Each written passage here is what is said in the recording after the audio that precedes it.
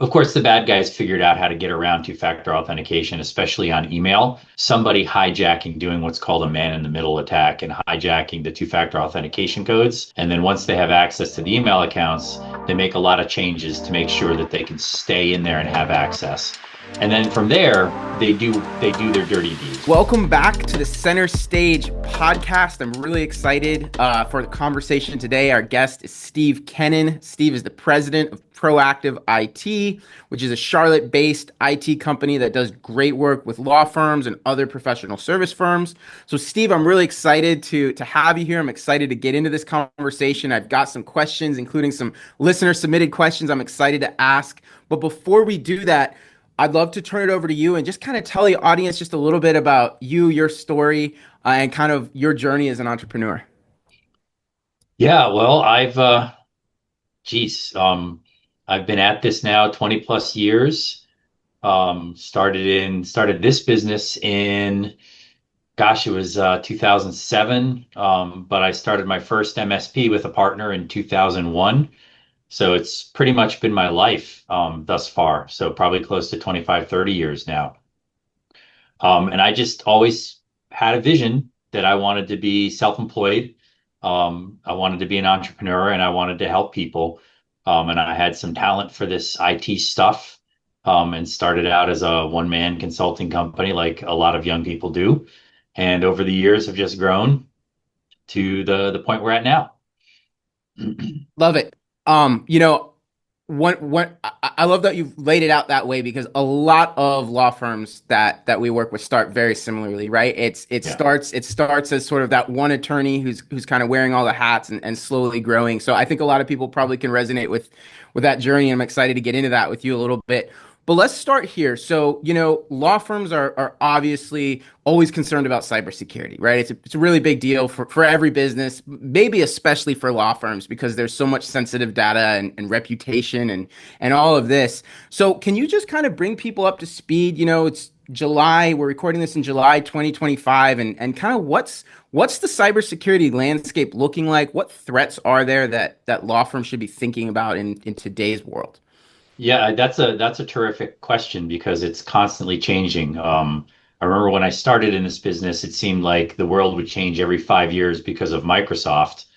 And then it had kind of shrunk down to 3 years. And I feel like we're tackling something new every year now. So it's just constant change and constant threats.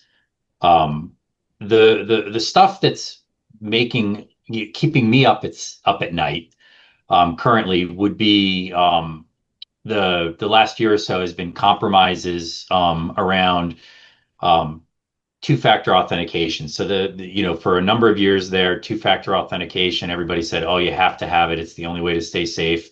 Make sure your Microsoft or your Google has two-factor authentication. All your applications that are on the internet have it. Um, of course, the bad guys figured out how to get around two-factor authentication, especially on email, especially on Microsoft and Google.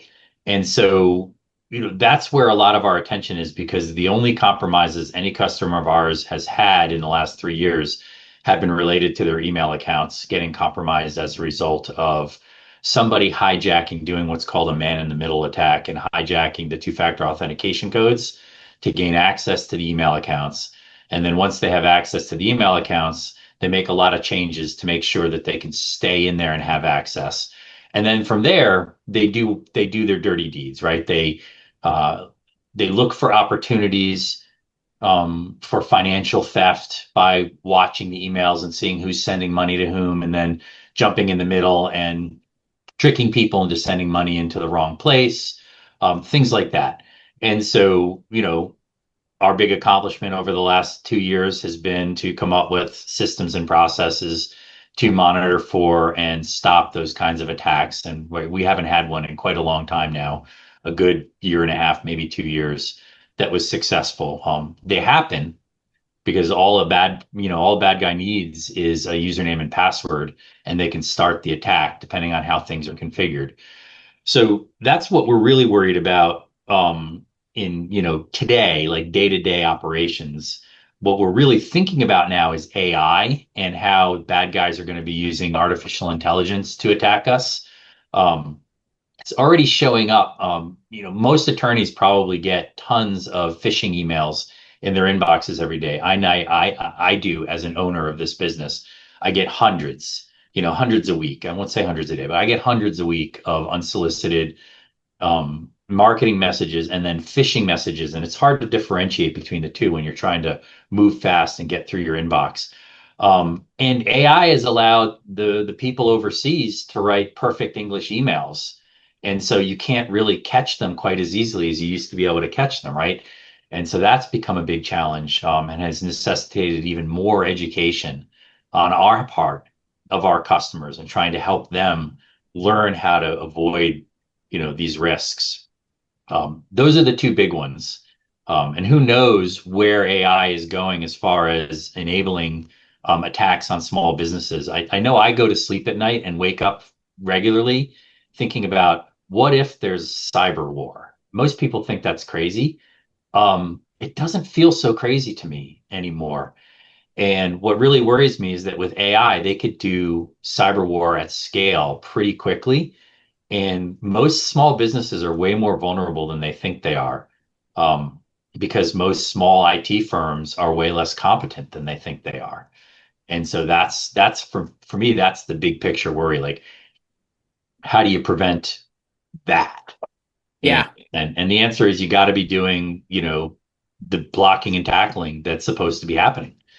yeah. And there are lots of standards out there to define what the best practices are. My firm focuses on one called CPG, which was created by the Department of Homeland Security. Other people might do NIST. There's a million standards out there, but they all kind of focus on the same core competencies around cybersecurity. And every IT company should be doing that. I say the majority are not. Is there a way for the law firm owners out there who are listening to this and heard what you just said? Is there a way a law firm owner can find out if their IT company is following those best practices? Yeah. So, and this is hard. So please take this with a grain of salt. I don't want to be mean to anybody, but get a second opinion. Always, always, always get a second opinion. Because here's what I find in my market, right? We're in Charlotte, North Carolina. You live here too. You know this is a relationship town, right? And I honestly think that small business in general is a relationship business, right?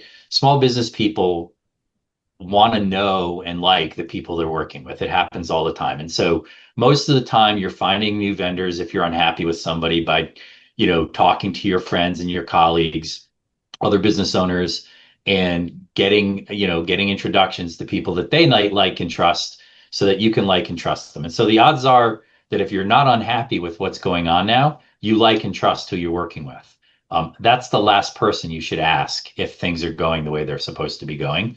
um, you know, I get those phone calls. Hey, Steve, this is a third party. We'd like you to talk to them. And I want to feel confident that you're doing what you should be doing. We had a very large customer do that to us recently. And it's always a little bit concerning because you're worried that, hey, what if we're not doing what we're supposed to be doing?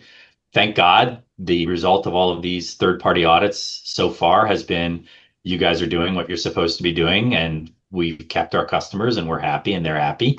Um, but a smart business person is going to get a second opinion.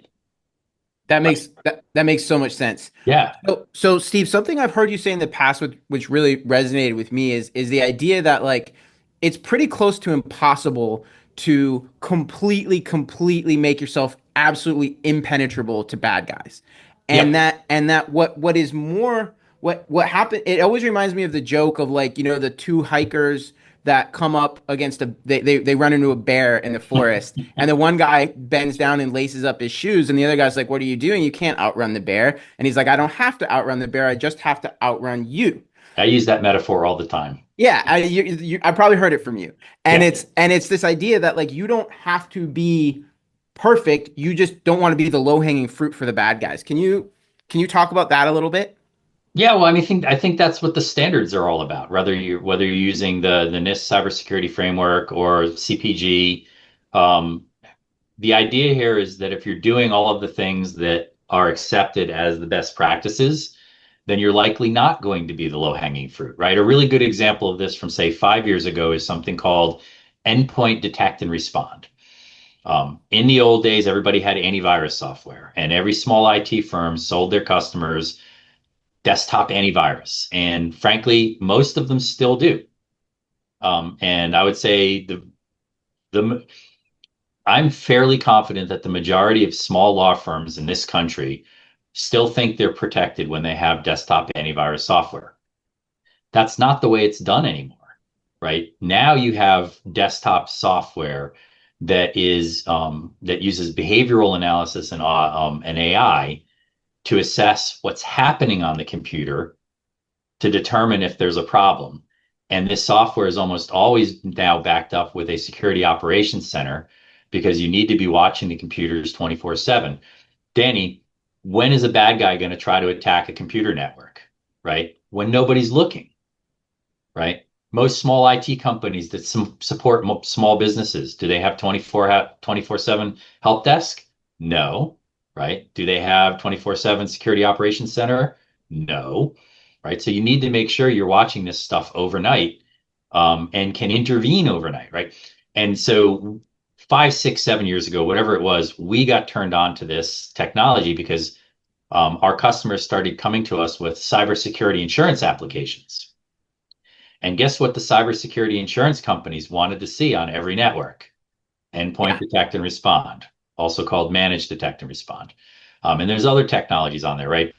Those applications also asked about multi-factor authentication or two-factor authentication. They asked about other policies and procedures that aren't even related to technology that people should be doing to make sure that they're in good condition for their cybersecurity applications. And so insurance companies are a great place to learn about what the industry wants because they have actuaries and study the data and look at losses and know where the problems are coming from.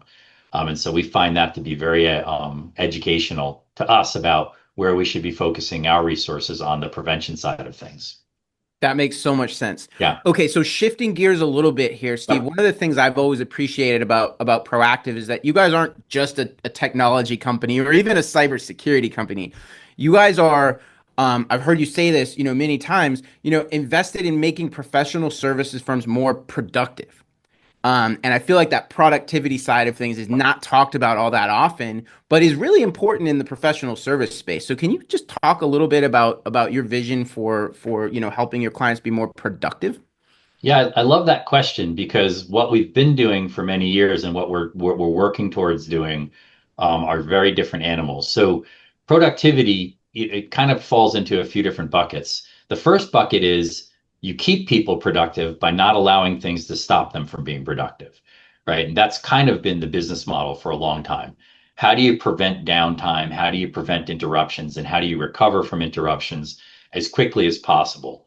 Right. And so that's all the regular blocking and tackling. I use that term all the time, right? The backups and recovery systems, are they working all the time? Are they going to recover you quickly enough relative to your business's needs? We have customers that can't accept more than a second of downtime, right? And you can meet that need with a lot of technology and investment. Most would say an hour or two, some it's a day or two, and some are, so redundant with paper and backup that they're fine for a week. But what's important is that you minimize the amount of downtime for everybody, and minimize means different things to different businesses. So you just need to make sure that you align what you're doing with them. Same thing goes for, and law firms are perfect about this, right? Every hour that an attorney who bills hourly is not able to work on their computer is revenue lost. And so attorneys are very, very sensitive to this kind of thing. Another company that's very sensitive, manufacturing companies, because when they're not manufacturing, they're not making money. So anybody who depends on computers to make their living is very sensitive to downtime. And so you have to prevent that so that you're preventing lost productivity, which equates to lost revenue. Where I think the real opportunity is going forward, and what I'm super excited about, and we're already doing this now. We're basically eating our own dog for food, and we're starting to implement these technologies for our company so that we can learn them. Because the next phase is to do this for our customers. Is we're now using AI and automation and we found a platform that works really well that's targeted at our kind of business, to start automating all of the stuff that human beings really don't need to be doing anymore. So those human beings can be working on things that are much higher value on the kind of the value stack, right? Who needs to be checking backups in an IT company? We need technology that can do it reliably. Um, you can't just depend on automation, but you can use automation to manage it for you and decrease the amount of time that people spend doing repetitive tasks. What's exciting is how AI and automation are going to allow us to help our customers start to do that. And so what we're trying to do right now is build our knowledge and expertise in the platform, the tool that uses AI and automation, so that we can start to then offer that value to our customers. I think that's the next iteration of our business. Once you're good at cybersecurity, all you have to do is have a regular process to keep up with it. It takes a long, it took a decade to get good at it. But once you're good at it, then you just need a process to make sure you stay good at it, whatever the current thing is, right? Stay up to date on the trends, make sure you're staying ahead of the bad guys as much as possible, certainly ahead of the competition. Now, how do you as an IT company really help your customers? And I think it's through actually adding business value, that will increase productivity, right? It's all about how do you do more with your business, with fewer people Yeah. or with less labor. I mean, it's if you aren't thinking about this and talking about this, you should be, because this is going to be one of the biggest disruptions our economy has seen in, well, forever. Yeah, yeah. Well, and listen, AI is a topic that comes up all the time in Yeah. in the legal world, as you well know. So just curious to put you on the spot a little bit. Are there any like particular, sort of micro examples of maybe something, maybe an application of AI that you found particularly helpful for yourself or someone in on your team, or maybe that you can imagine would be really helpful for a law firm, just to give people some ideas of how AI, because believe it or not, a lot of law firms that we work with really have not started adopting AI in any meaningful way yet. And so, Yeah, well, we've totally started helping our law firm customers with this. We've been asked to come have meetings with them over the past few months to talk about what we're doing in AI, and we're running webinars now around AI and the basics, and it's changing really fast. So it's hard to get super specific, but we at Proactive, we've subscribed to Microsoft Copilot, which is Microsoft's AI built into all of the Microsoft apps. And Brad, my CTO, and I are both also subscribed to ChatGPT, and we're doing compare and contrast and how do we use it. I could talk with you, Danny, for 2 hours about how AI is helping me run my business better. One super duper example is, if you can imagine an IT firm, we get hundreds of tickets a day, many hundreds, right? 1,000 a week of alerts coming in from systems that are doing monitoring for us, of customers who email who have problems, of customers who call in who have severe problems. And it takes a lot of labor to organize and coordinate and make sure you're doing all of the work that needs to get done in the order it needs to get done. Um, we're able to automate a lot of the repetitive stuff now using AI and automation tools. For example, probably only 10% of our tickets need a human being to touch them anymore, because the AI knows what they are, how to categorize them, where to put them. And in a couple of cases now, it knows how to fix them. What wow. I'm really interested in is how to turn that couple of cases into dozens or hundreds of cases. The idea here is, if it's repetitive, it should be done by technology. Right? You want to save the human beings for the stuff that requires human beings and human interaction, and just let the technology do the automation stuff, right? The things that don't really require interacting with your customers. It's just blocking and tackling that happens behind the scenes. That Uh, makes, there's a million examples, yeah. but that's where we're headed. That's where our mind's at. As far as law firms are concerned, right now today with ChatGPT and Copilot, you have the ability to get a lot of help with, drafting documents. You know, there is a caveat there. You need to be super careful. You can't trust AI 100%, right? It's not, it does hallucinate. So you need to be careful. But you can cut the amount of work it takes down significantly, especially if you as a law firm have a pretty significant repository of good documents already that AI can base its information off of. You do need to be careful. You don't want to use the free versions of AI for this kind of work, right? Because if you're using a free version and you put something into it, it's effectively in the public domain. So be super careful about that, right?